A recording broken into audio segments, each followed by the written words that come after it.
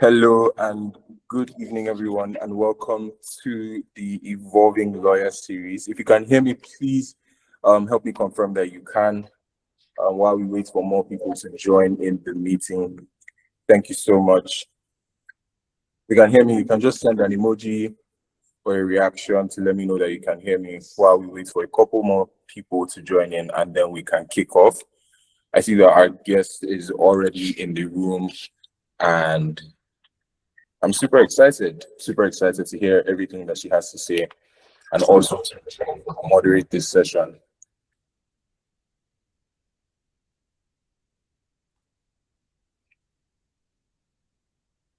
All right, so during the course of the week, I know that a bunch of people on the group were engaging our community manager, Eniola, on their expectations and things that they were hoping to learn from this session. So I'm excited to see and hear what all of these conversations would be for us today. Please note that if you have any questions or anything that you want to ask, you can reach out after. There'll be a segment for questions that you can then reach out and ask your questions so that Bisola can give you an appropriate answer. So, hi Bisola, can you confirm that you can hear me?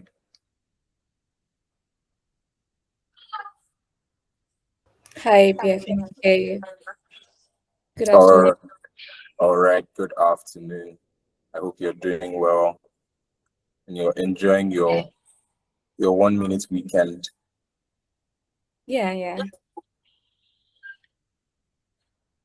All right, great. So we'll just give about 2 more minutes for people to come in and then we can kick off 100%.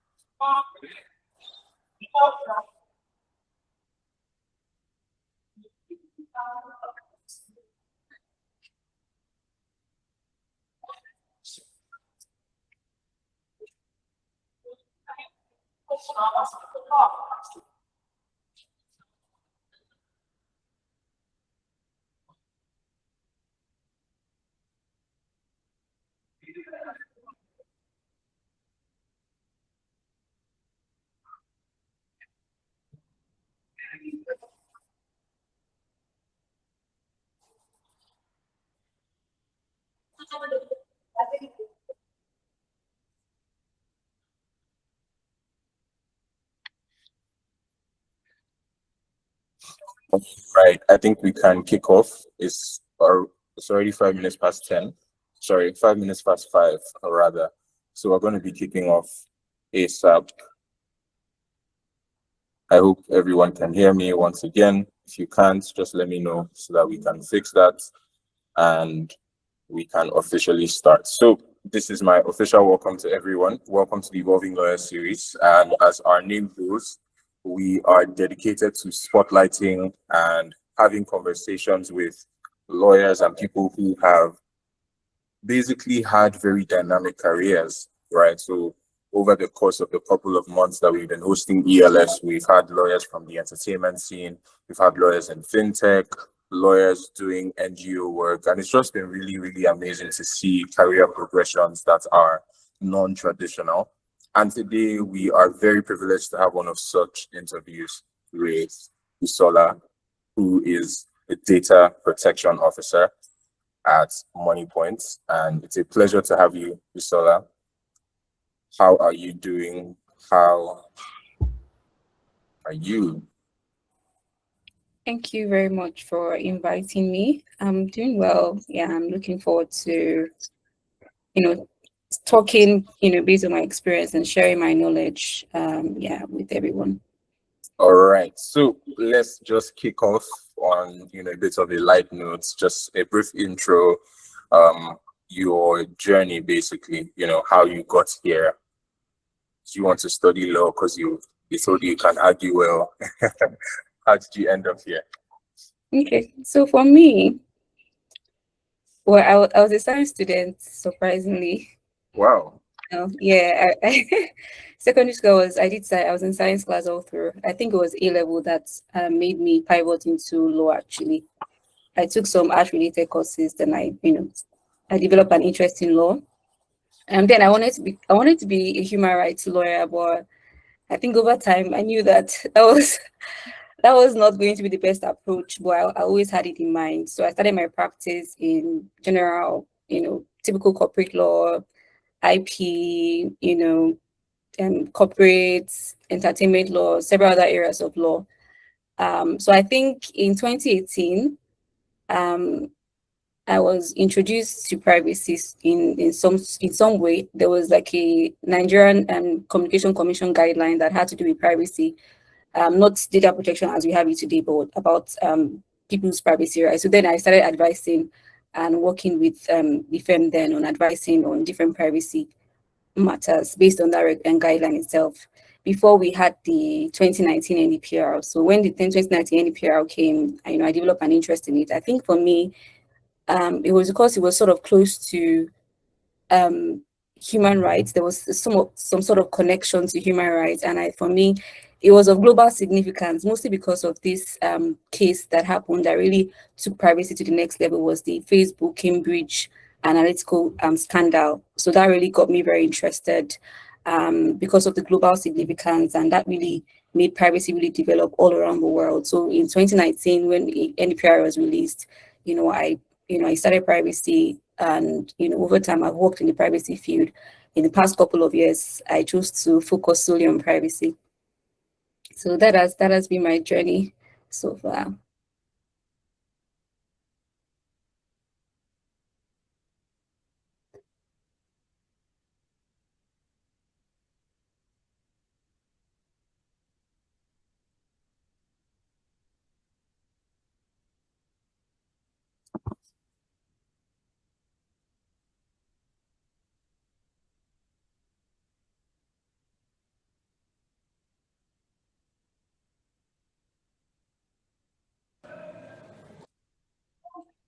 All right, I'm back in. I had a tiny technical glitch. But unfortunately, I missed your very interesting story. The last thing I heard was that you said you were in science class and you took some aggregated courses in A levels. Yeah. So I took some courses there, and then I got admission to study law. Um, I think over time it was my aunt inspired me to study law actually, because I was going to I wanted to become a doctor. So I explored that during A levels, and it was something I really wanted to do as well. Then but I was going to focus on human rights law, but I was discouraged. Um, I mentioned I started my career in general corporate practice. I was doing a lot of IP. I was doing a lot of entertainment law, doing a lot of. I did real estate. I did a number of things. If you work in a law firm, you get to do, put your hands on a number of things. Then um, we had this. There was this Cambridge, Facebook Cambridge analytical case in 2018. That was what really made privacy of great importance in the world. And so when that matter escalated, and people were aware of privacy, we had the GDPR. From the GDPR, we had the NDPR. So that really stirred my interest in privacy. And thankfully, the firm I worked in, they were also interested in privacy. And I mentioned that in 2018, I was doing a little bit of privacy based on the NCC's guideline on privacy then, but it was not so elaborate like we have it today. So I just chose to do it because of, number one, it was of global significance. Number two, it sort of has a relationship with human rights. So I get to sort of fight for people or protect people at the same time, do something that I love as well.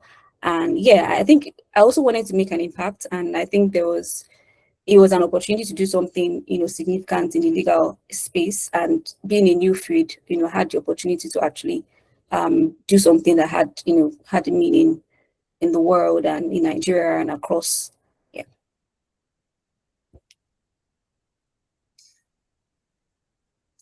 I can hear you. Can you hear me now? I can hear you now. All right, all right. So that was a pretty interesting trajectory. And I think I'm glad that we started that way. So science to law, and now we're all the way here. I think we can increase our target audience to science students to let them know that they Yeah. can still pivot and come in. So more specifically regarding data privacy, what was that pivot? What did that pivot look like for you? How did you stumble upon it?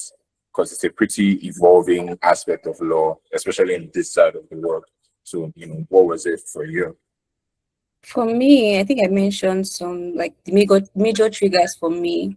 The fact that it was of global significance. Everybody was talking about it, right? Yeah, Secondly, it had something to do with human rights. Privacy is a human right provided in our constitution. yeah, And thirdly, once I started practicing in the field, I sort of liked it because of the impact that privacy has on people. It's very customer focused. It's very people focused. You're looking to protect people's rights, looking to protect the data, which is very connected to their well-being, right? If people's data are not protected, it could lead to fraud, identity theft, even cause harm to them. So it has sort of major impact on people, which is something I'm also passionate about. And I think the work in privacy is interesting. I was doing privacy. I've been doing privacy since 2018 to 2019, but I was doing it with combining it with other practice areas. Um, I think in 2021, I made up my mind. I just wanted to do privacy. I wasn't going to do any other thing again. I wanted to just squarely focus on privacy. I didn't want to do other work in other practice areas.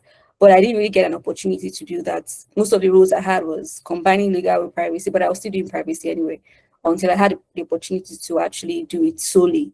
And it developed over time. Most companies will merge it with legal, merge with compliance. So you never really had like a separate privacy team. But I think over time they realized the significance and how broad and demanding privacy can actually be.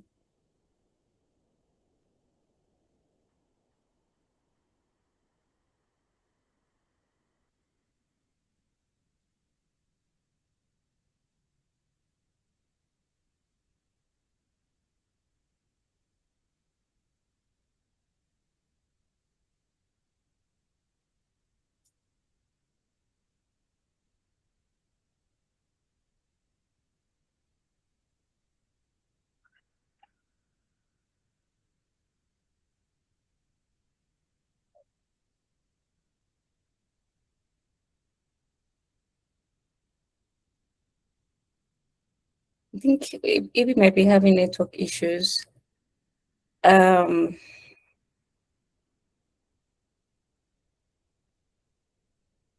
Hi, Bisola. It seems I, AB is having network issues. Trying to reach him. Please just give us a minute, please. okay.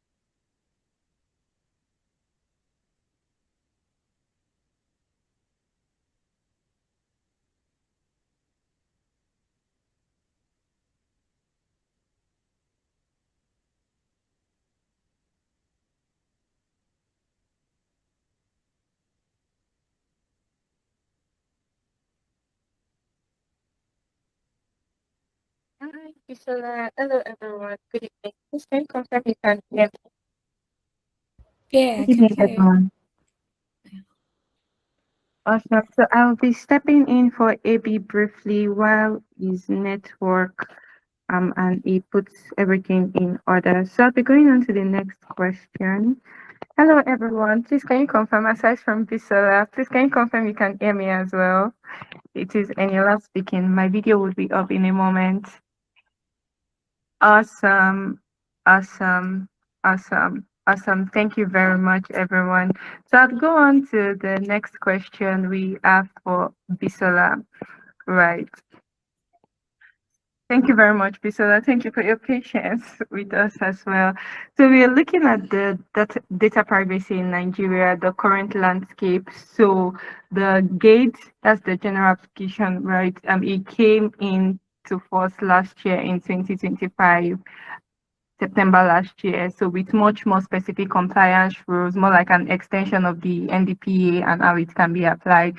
So from where you sit inside a fintech, as enforcement actually caught up with the law on paper, or what do you think about, the gap from September last year up until this point we are in now? Do you think, enforcement has caught up with the law in paper or otherwise? Okay. So so GATE is is quite voluminous. It's very comprehensive. There are a lot of requirements in GATE in guide or GATE. Yeah. So I think most companies are still sort of trying to comply because the requirements are enormous, right?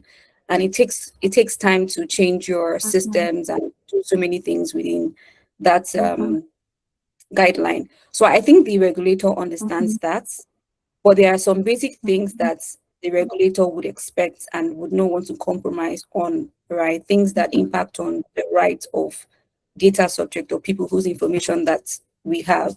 So in terms of enforcement, I don't think the regulator are enforcing all aspect of guide, right? I think they are very understandable, and there are things that are priority to the regulator, but there are other things that are still being maybe looked into, and people are given opportunity to actually comply. So I think that's the approach of the regulator. I won't think enforcement regarding all parts, but major parts of the gate, yes, enforcement has sort of started, even though it might not be public. I think the regulator likes to have like private investigation, even if they are giving a fine, sometimes they do it privately. Yeah. Awesome. So more like a buffer period for people to actually implement, right, this general application. Awesome. So the next question is this: report this year puts NDPC penalties in the billion, like you just said. There's been a couple of penalties with fintechs and digital lenders as frequent targets, often for things like unauthorized access to contact lists or poor database hygiene. So what's the most common compliance gap you still see fintechs getting wrong? What's the most common compliance gap you still see fintechs getting wrong, even at this point in time? Yeah. You've mentioned some, but I think what I think is that I think one area is establishing a lawful basis for processing personal data. I think that is one area that maybe a lot of maybe fintech or privacy teams are not very vast with. So the case of unauthorized access to data, to contact lists, I think in those cases it might even be intentional. It might be intentional, they might be aware of it, but they go ahead and choose not to do it. So that lawful basis one is there are different lawful basis for processing personal data, obviously. And before you use data, whatever you are doing with data, you must have like a lawful basis as prescribed under the law. One of them is consent, another one is performance of contract, another one is vital interest. That's the interest of the person whose information that you are holding, legitimate interests, public interest, etc. So I think there's a gap in understanding all these lawful bases and being able to identify the reason or the lawful basis for such for access, for sharing, and for use of data. itself. So for instance, in a case where you're a loan company wants to access contact list of maybe of a person applying for loan, right? And they make a request for consent, right? So that consent that is being requested for is actually for the person applying for that loan. But however, the contact of the person applying for the loan, there's no established lawful basis for it, or there's no, maybe they might not have identified that lawful basis for it. So a typical company might tell you that since we ask for consent from the loan applicant, we have established lawful basis for everybody whose information that we have access to, and that is wrong, right? For the person giving consent is only giving consent to, can only give consent to his or her data, right? Cannot give consent for everybody else. So in such situation, accessing other people's data within a particular contact is, even if the applicant has given consent, it cannot satisfy as a lawful basis for those other people, right? And so it's important to identify the lawful basis for accessing a third party's information. So I think that's one pain point. That's one area as well. Yeah, so that's the major area that I think. Then also security, data security. How watertight is the security measure implemented across the company? That's also a very, very important area as well. I think that's one lapse. That's why you have people unlawfully accessing data of a data subject, or anybody whose information that they have, where the security system is not tight, is vulnerable to attacks as well. And the regulation talks about security measure. Apart from security measure, it talks about organizational measures, things you must put in place, like trainings, etc. Then ultimately, the law says that, okay, ensure people's information are protected. The law might not give you specifics, to be honest. The law guide will not tell you, oh, this is what you must do. The privacy team must strategize internally. What can we do to accomplish the goal, or to ensure that people's information are not exposed in an unauthorized manner, right? That's also one area. Then another area is data subject access requests. Does the company even understand what a DSAR means? If someone is asking for data, some company might think, this is excessive. Why do we have to give you all these things? Even if it might not be data you gave them, but the data that you generated from data you give them is also their data. So that's and it might be out of ignorance, to be honest. So I think some do it intentionally because they feel that the regulator might not know. They want to make profit and achieve their goal without regulator being knowing, and others do it out of ignorance and not being aware of the interpretation or having understanding of data protection principles and data protection entirely.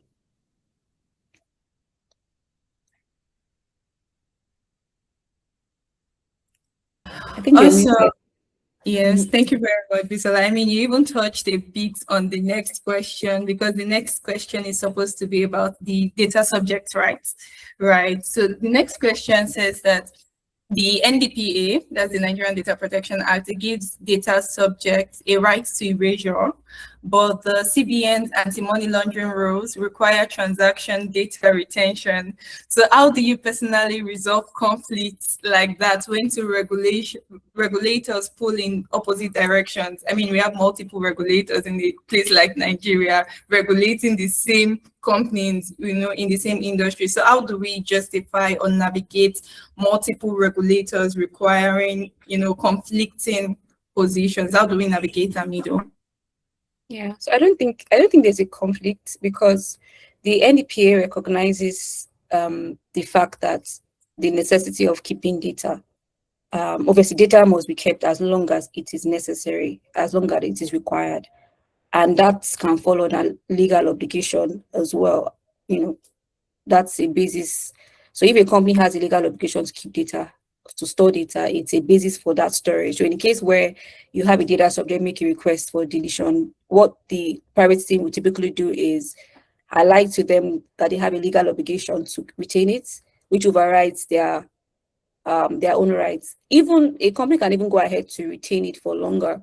So we have financial institutions, most of the regulation will tell you, okay, a minimum of 5 years. It doesn't mean you cannot exceed 5 years. They'll tell you a minimum of 5 years. So, and if you now rely on NEPA will say, okay, keep as long as is necessary, right? So that means you can extend beyond 5 years. You can do 7, based on, you can give a justification for, how long for statute of limitation for contract matters, maybe 7 years. So a company can say, okay, fine, we want to have a retention policy that says we retain data for 7 years. As long as you have justification and justification is valid, then you can actually do that, especially as long as it's within the scope of the, what's it called?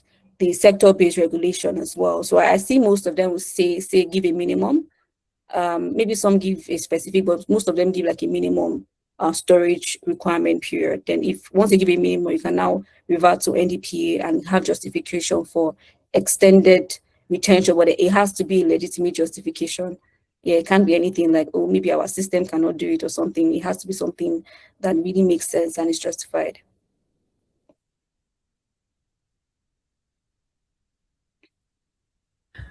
Awesome. Thank you very much, Bisola. So my next question is going to be on cross-border data transfer. I mean, this happens more often than we care to imagine. You know, for most of our technology solutions, many of them are using cloud services outside Nigeria as a jurisdiction. So cross-border data transfer is one of the most complex compliance areas under the NDPA.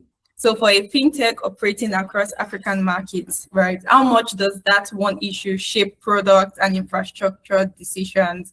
How does it shape the product decision, the infrastructure decision, and how do you navigate cross-border data transfer generally? Yeah, so before we had GAID, we had this NDPR implementation framework that had something called a whitelist. So that document contains like countries that maybe the regulator has said, okay, fine, you can send data to this country. We think they have adequate laws that will protect people. But now we don't have that. I think the regulator is working on that, which is a major gap. So there are other conditions within the law that helps, or that's, that must be measures that must be taken to ensure cross-border transfer as well. So, but how that impacts on product decision is the fact that there are some countries that do not have adequate laws, laws that align with maybe at the minimum Nigerian law. But there are countries that actually have adequate laws, like GDPR, like EU now. We borrow from EU, right? So EU has like standard laws. UK, I think, has, there are countries that we know that, oh, these ones, they have very, very similar provisions with the NDPA. So they have adequate measures and requirements, something similar to ours. So those countries is safer to send. However, even if you are sending to those countries, because we don't even have a white list of countries that maybe the regulator has approved, there are measures that must be implemented because it has to do with transfer outside. So there are bases which the regulator says you can do cross-border transfer, and there are measures like having a standard contractual clause, right? But this SEC has to be provided by the NDPC.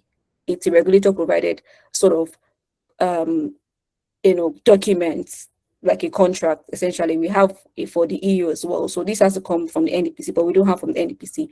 Then there's something called binding corporate rules. That binding corporate rules is for transfer of data within a group, right? So if you have a company that's, you have a group of companies that's, companies in the same group that are located in different jurisdictions, maybe you have in Kenya, but they're all still within the same group.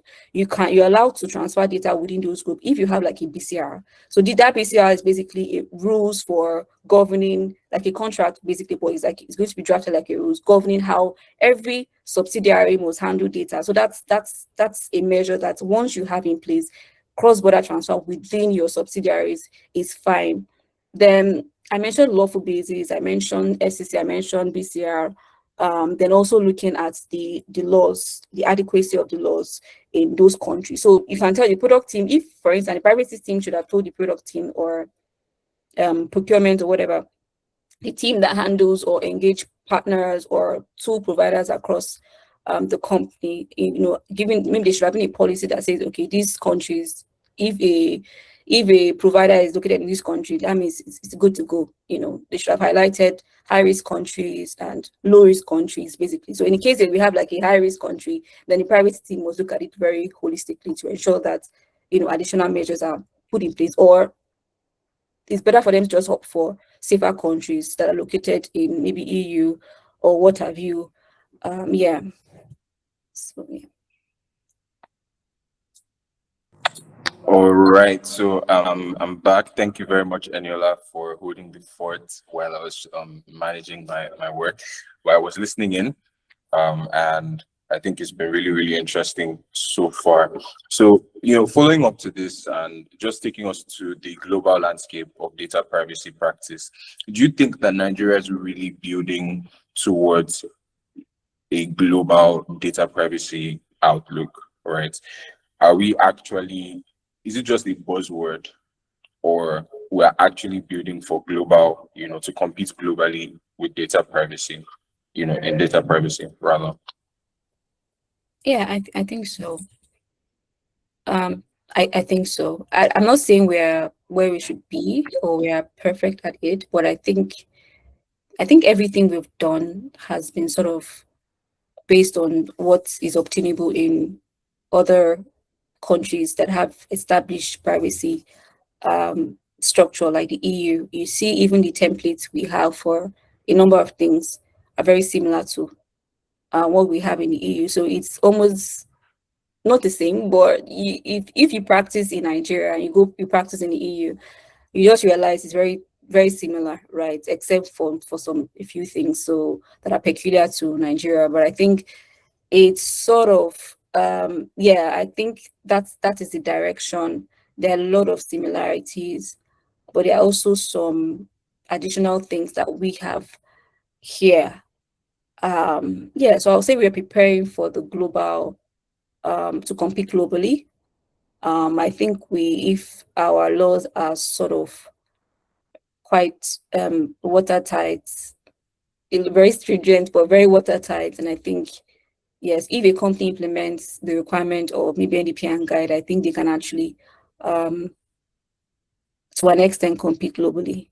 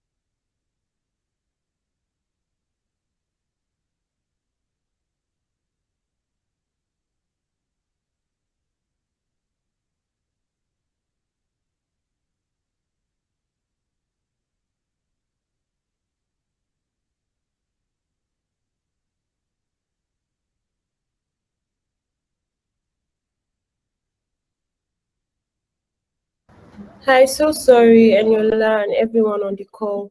I'm trying to, AB is having network issue, and I'm trying to get Bisola. So sorry, I'm trying to get Eniola back.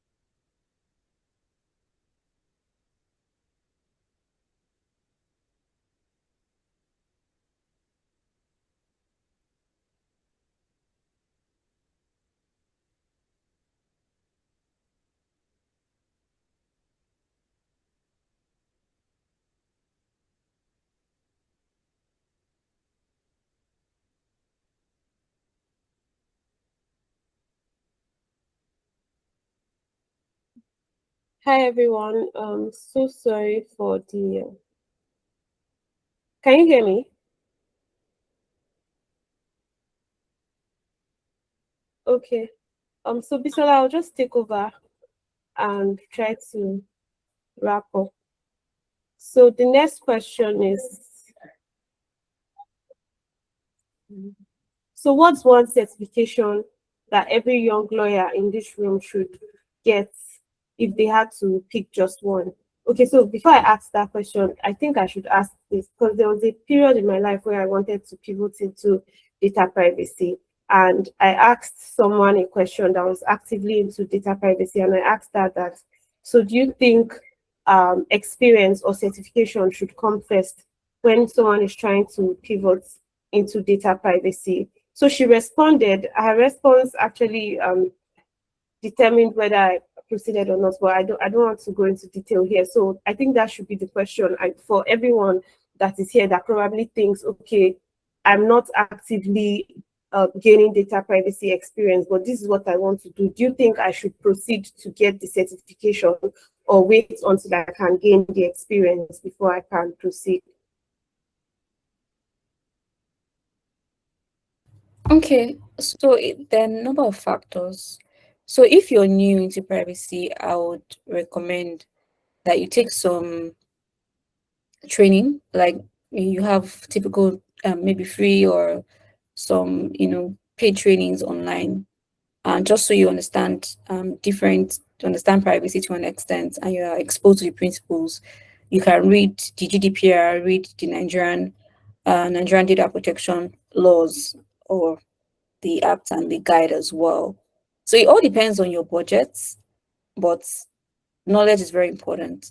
Experience is also very key.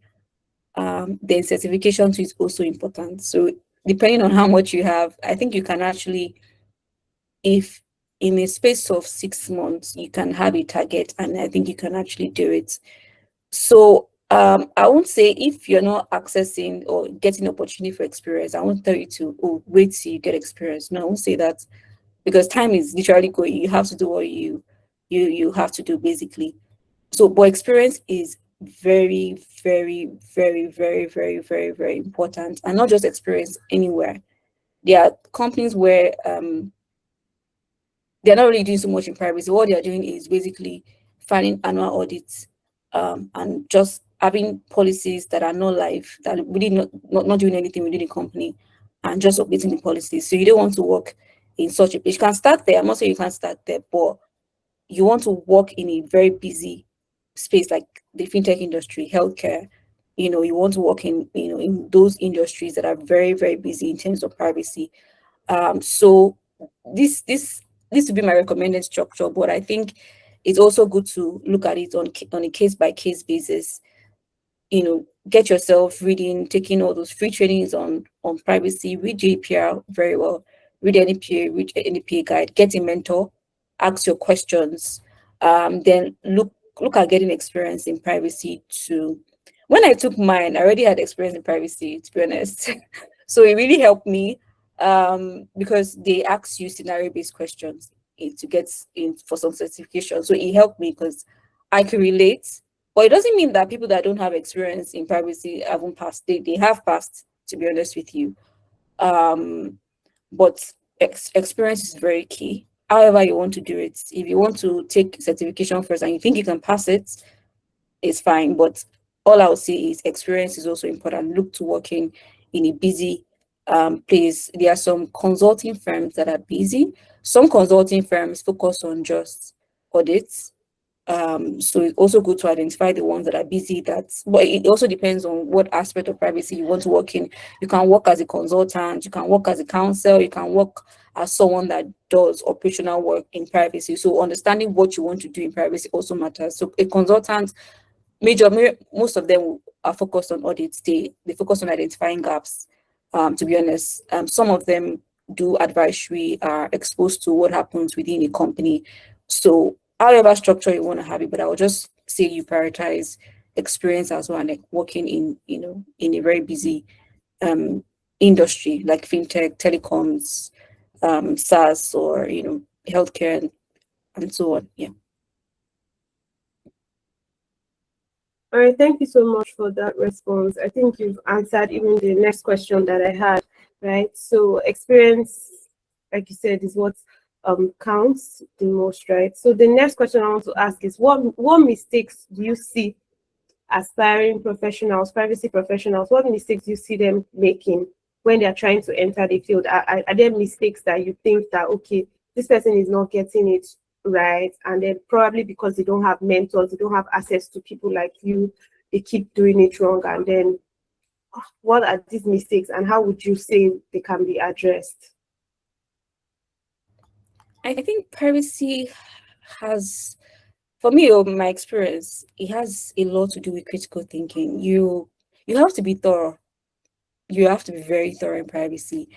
You can't just say, oh, you know the law, or you think you know the law, because you're going to apply it. If you're working in-house, you're going to apply it to cases that you have probably never experienced before in your life. So I think critical thinking is an important skill. I think people don't understand that aside knowledge of the law or the principles, there are other skills that are very, very important in privacy, like critical thinking skills. You have to think deeply. You have to put yourself in the customer's shoes. Think about how would a reasonable man, perceive this. If, for instance, you want to fulfill the requirement of transparency, this text that you have now, based on a reasonable man, would they think this is transparency? How would, obviously you just have to come up with a resolution based on how you perceive. So it's not just about, oh, let's do this. You have to really think about how you want to do it. Your target customer, understand the customer that you're targeting in terms of implementation. That is external facing sort of activities, right? So you have to be able to think critically.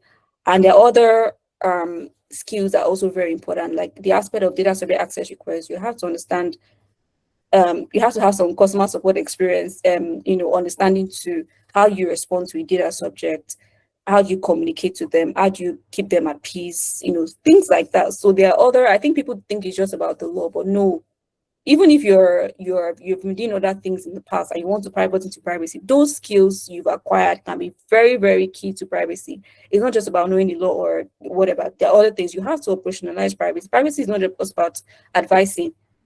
It has to work, right? Those policies have to they have to become like, you have to be alive. What you've said in your privacy policy, it has to be what happens across the company. That means every employee must be aware. Every employee that has a part to play in it, you must ensure that they are doing what you have said we're doing, essentially. So ensuring that a privacy culture is built, ensuring that trainings are effective, ensure that you're responding to customers adequately, you're being transparent as you know, as much as possible in a way that the customer would understand and they'll feel at ease. So I think the major issue is I've noticed people don't think critically. They think it's just about, oh, we know the law, but you can actually be wrong in application. We are lawyers now, it's application is a different ballgame entirely, and all. All right, thank you so much. Critical thinking, I think it applies in almost every field you find yourself. If you're not able to think, because every case is particular and it has its own context, so you must understand it before you're able to treat it.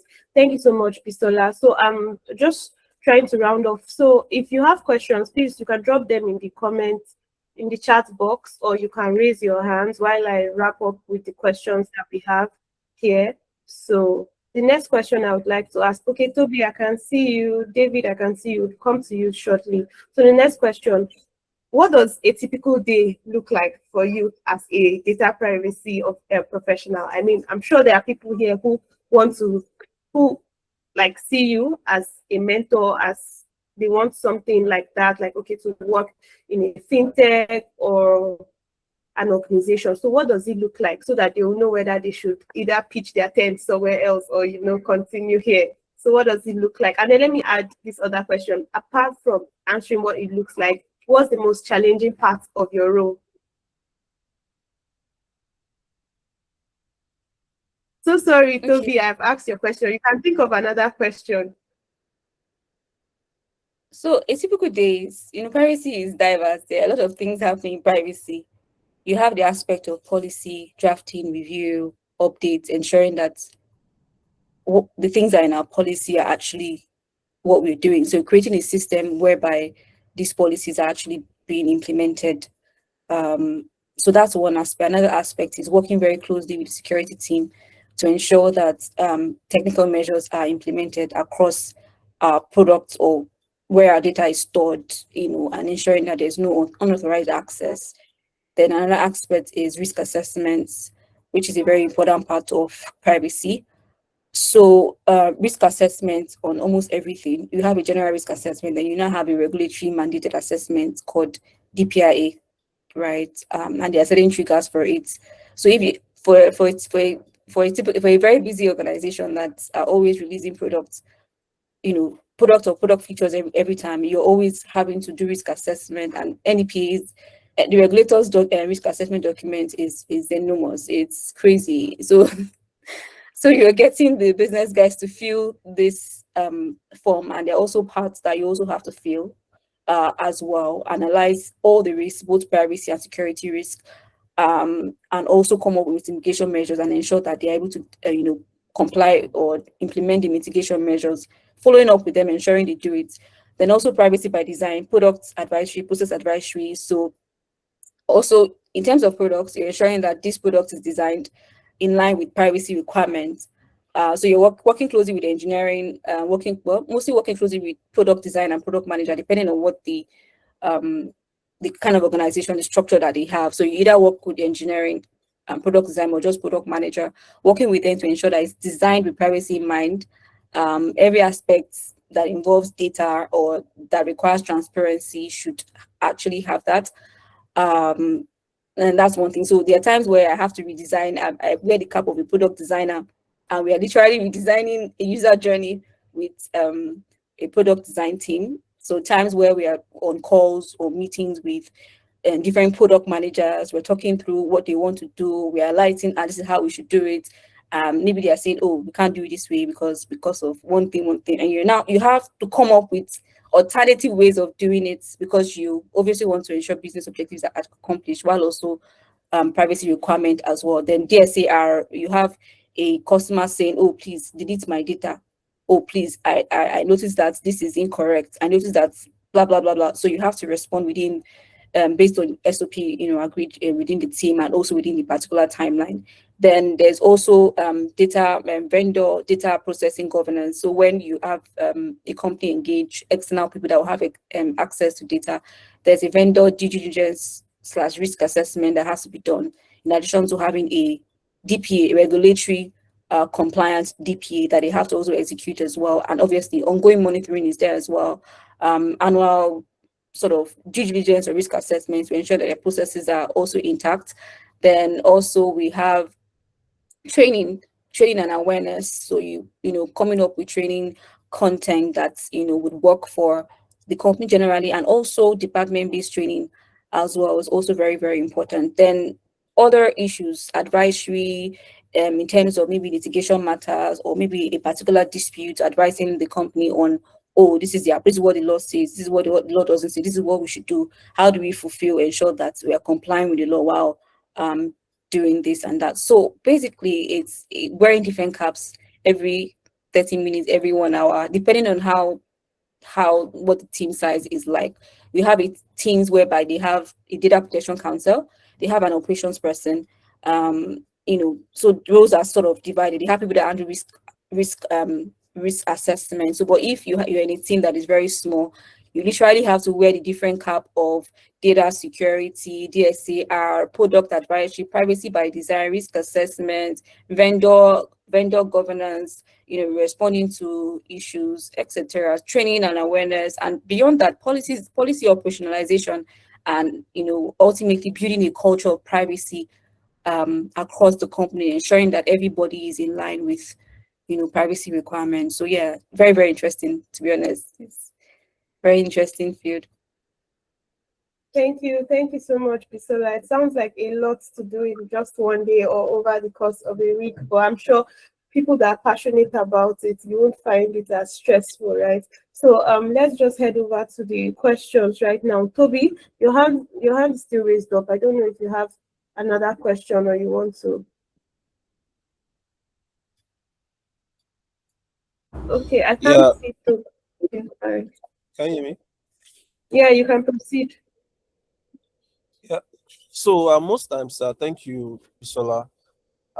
So I have two questions. The first one is that most times when you see job adverts on LinkedIn and they make reference to experience, you see make reference to experience in the legal space or IT or cybersecurity space. So I want to ask, based on your day-to-day, or maybe just objectively, what extent of technical task do you do? Because aside from knowing the law, because you understand that being a lawyer, you should be able to apply certain understanding on how to interpret laws and also how to apply them. But there's also the technical aspect of it. So I want to know to what extent, is it like 50-50, 70-30? So, and if it is the technical aspect of it, how did you manage to adapt, coming from a non-technical background in codes, yeah, being a lawyer? The second question is, you made reference to the fact that data privacy is a part of law that, should I say law, or the specialization that cuts across jurisdictions. So let's say someone then gets the CIPP certification. How transferable is that skill easily? You might have a lot of friends who are also in this space also. So based on your knowledge, your experience, how easy is it for them to, let's say someone gets the certification, how easy is it for them to, let's say, maybe work in another country, in another jurisdiction? So how easily transferable is the skill or is the knowledge? Yeah, thank you. Okay, your first question was about technical technical, yeah. working in other jurisdictions. So number one, so like I mentioned, there's a security part of privacy too. The leverage, what that does is that when you're working with this data security team, it's good to know it's good to know data security. So nobody just tells you, oh, we've done this, we've implemented encryption, we've done that, blah, blah, blah. So having that knowledge is good, right? And if you even have the experience, is awesome, to be honest. And also the ITGRC team, there's a role called ITGRC. They basically deal with ISO compliance. And in ISO compliance, you deal with privacy as well, to be honest. But in terms of core technical, the leverage that it gives us is the fact that you're able to communicate and relate well with data security team. You understand where these technical measures are, because they're also a very significant part of protecting data. But yes, most companies have their own specialized team that does this, but you're supposed to, as a privacy team, you advise on the measures that should be there, and you ensure that those measures are actually there. So having that knowledge, having that exposure for that would help you actually tick that box and ensure what needs to be done is done. So no one is telling you this because you don't understand. You just basically say, oh yes, okay, I've heard you. Do you understand? You can have like really good conversation and also ask to see evidence and know, what is required. So for me, I think what I did was just to read. I think there's a place where I work closely.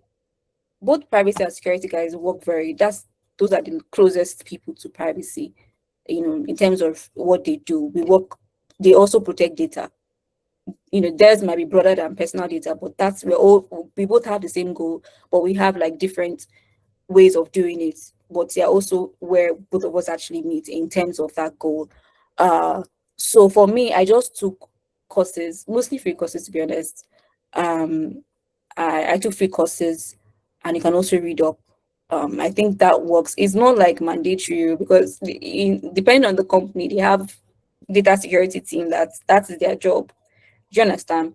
But I also think it's also good to know these are things that helps you further. Not that if you don't have it, it means please don't be afraid. You can get into privacy. Trust me, it's not that deep.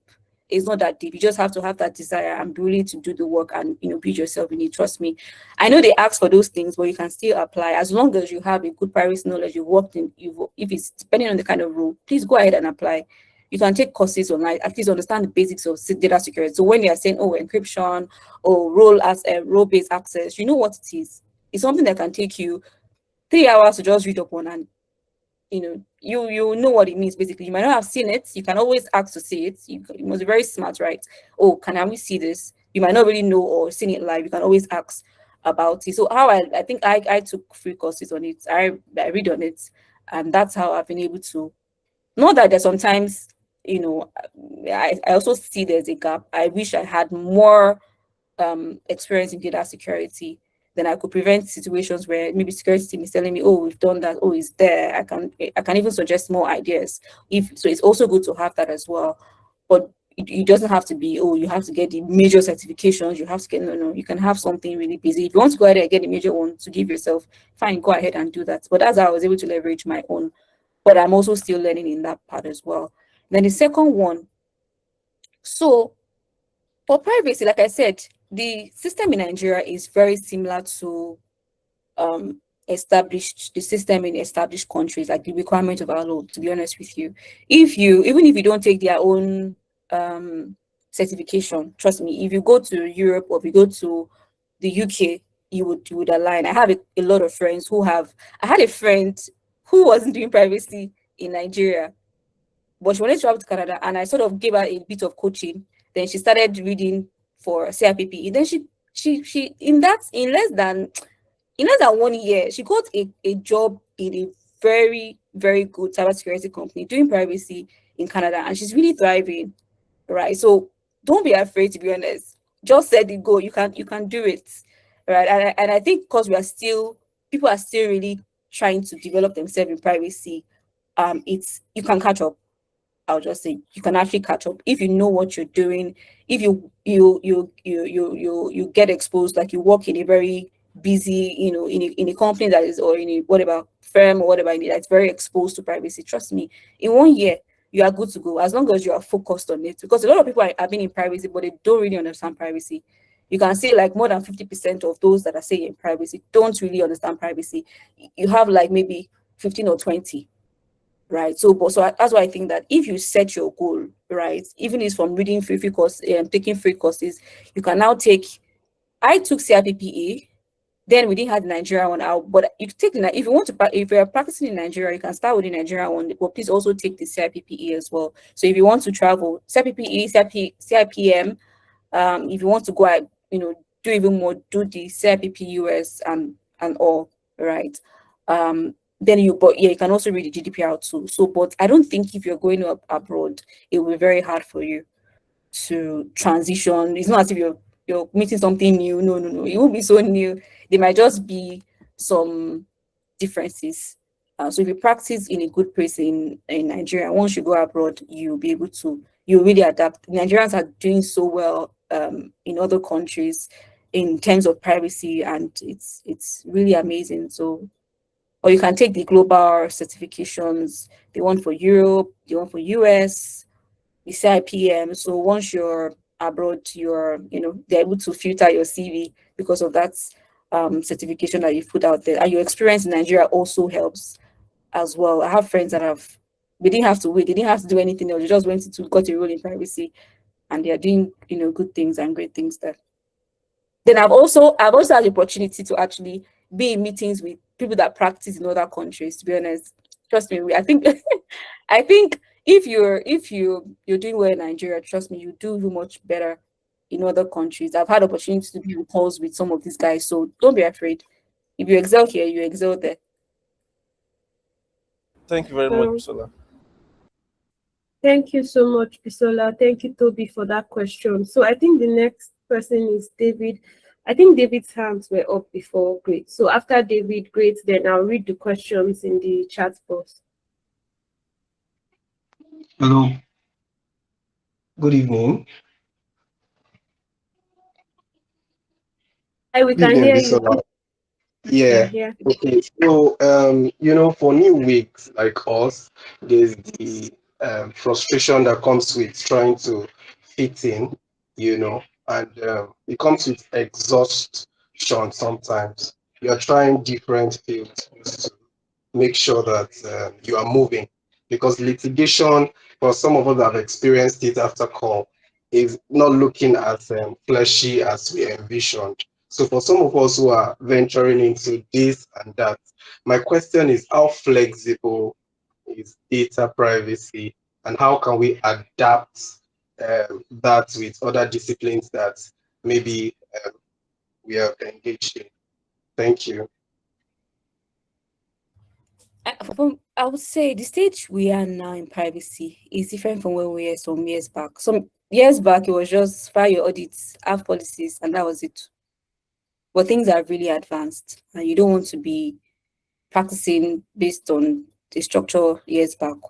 So I would say that it's not so flexible. Like if you want to, go with the sort of flow where people are right now, depending on, like, it's still context based though, right? Because you have to hold on to your job, right? To be honest. So but I would say that it's not that flexible. You can't just be combining and think that you would really excel in privacy. It's possible, but I would recommend that you give it the time that it needs, depending on your goal in privacy. It's not just to tick a box. You're not just thinking about policy and filing audits. You don't want to be at that stage, right? If you want to be at the global stage, then you have to, it shouldn't be flexible. You have to do the real work. Yeah, you have to do the real work. Some are at that stage. If you want to take it slowly, maybe you have a job now, it's so demanding, and you want to focus on taking trainings, have like a plan, I want to take training, or I want to do it once in a while, I want to read, I want to do like maybe something intention that gives me an opportunity to do privacy work during the weekend. Fine, obviously, you have to do what works for you, to be honest. But just just know that it's demanding. You need to do a lot, and I also relate to the goals that you want to accomplish. Are you giving yourself 2 years, 3 years, and things are moving really fast, so you don't want to if it was like several years back, I can say, okay, fine, you can just merge. But where we are right now, things have really changed, and you don't want to be but your litigation experience is also important, to be honest. Every experience I've had, I have really used in privacy. Privacy is not like an isolated field. No, everything is, you understand? Your experience in other areas are also very key. You must just find how to use and apply it. So it's not like, oh, privacy, there's one secluded skill in privacy. So what you're garnering in litigation is also helping, and you can also be merging it and building yourself till you're able to go fully into it.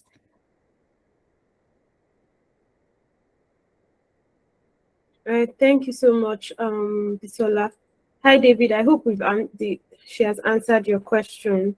So, great. Over to you.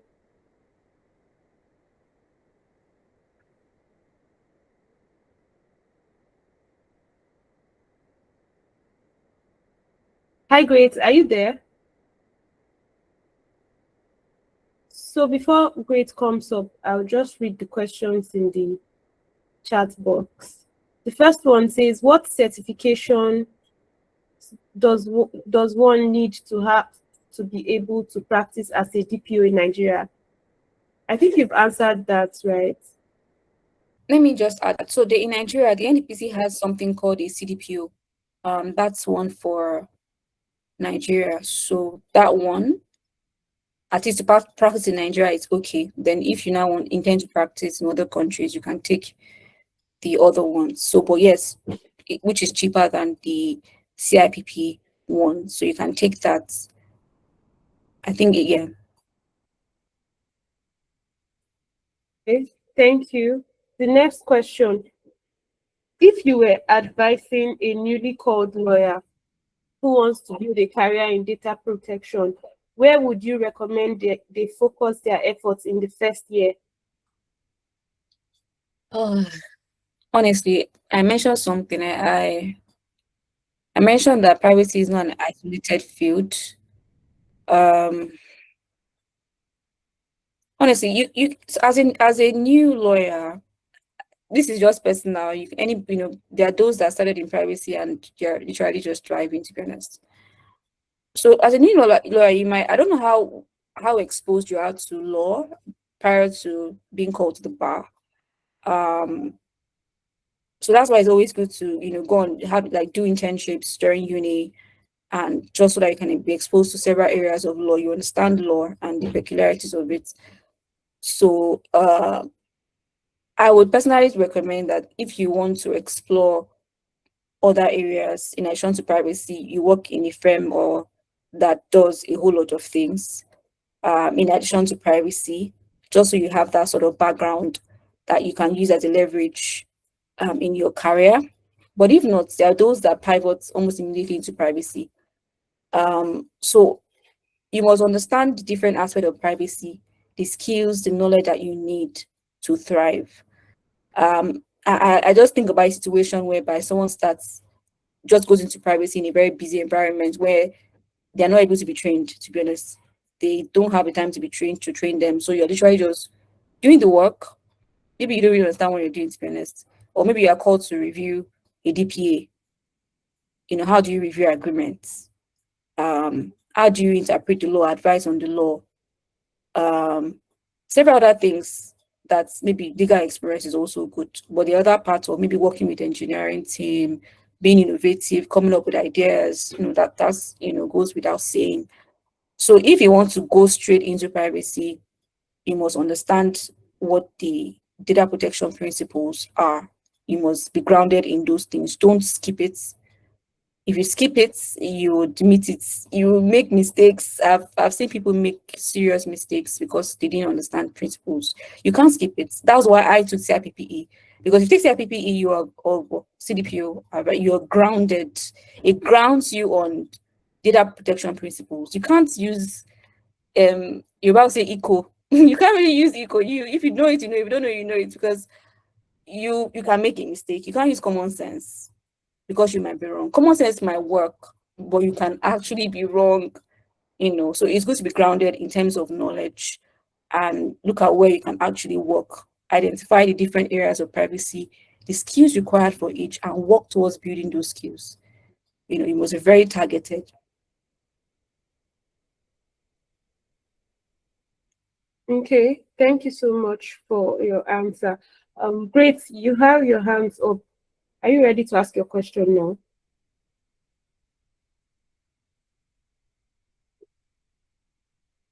Okay, so the next question is, as a newly called lawyer trying to build a career in data protection, what practical steps would you recommend for moving from academic knowledge of privacy law to becoming a professional that organizations trust with real compliance?